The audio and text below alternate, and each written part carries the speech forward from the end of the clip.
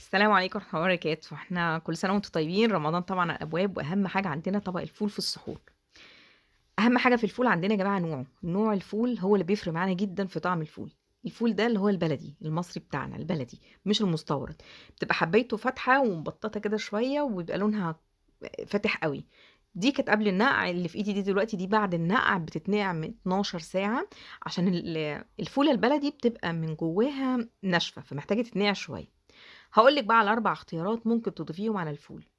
ده الفول المدشوش اللي هو متشال قشره، عايزة أقول لكم إن المحلات كلّها بتحط الفول المدشوش ده معاه لإنه بينفش وبيدّي لون فاتح على طول. وده عدس أصفر وحمص الشام وطماطماية مبشورة. ال4 اختيارات الطماطم أساسي معانا، معاكِ 3 اختيارات كمان ممكن تضيفيهم مع الطماطم. الفول المدشوش 3/4 المحلات بتحطه بكثرة جدًا مع الفول، لإنه تمنه أرخص من الفول، وفي نفس الوقت بيزوّد حجم الفول جدًا، فبيبقى معاكِ مَيّته زي ما بيقولوا كده بتبقى كتير أوي لإنه بيتهري بسرعة.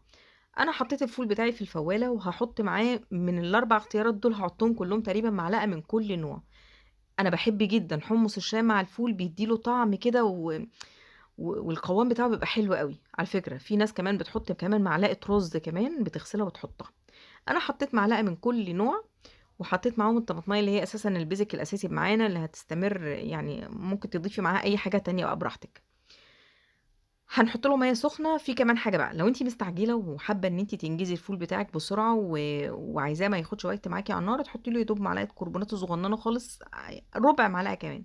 أنا هاحط له مَيّة سخنة من الكاتل، هاحطه على النار.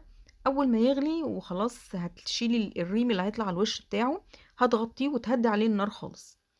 أدي دي نطرة الكربوناتو، بس أنا مش هاحطها لأن أنا مش مستعجلة عليها، مش مستعجلة على الفول، أنا هاسيبه براحته خالص. كل اللي أنا هاحطه بقى هاسيبه على النار يستوي براحته، هيقعد تقريبًا حوالي 6 ساعات مش أكتر من كده. الفول بتاعنا بيستوي بسرعة على فكرة، وطعمه بيبقى أحلى بكتير أوي من المستورد. الفول معايا استوى. أنا ما باحبوش مهري، أنا باحس إن المهري ده مش حاسة بطعم الفول، أنا باكل مَيّة فول.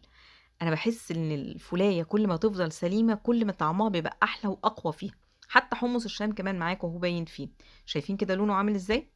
كل سنة وأنتم طيبين، ويا رب يجعله شهر خير علينا وعليكم يا رب.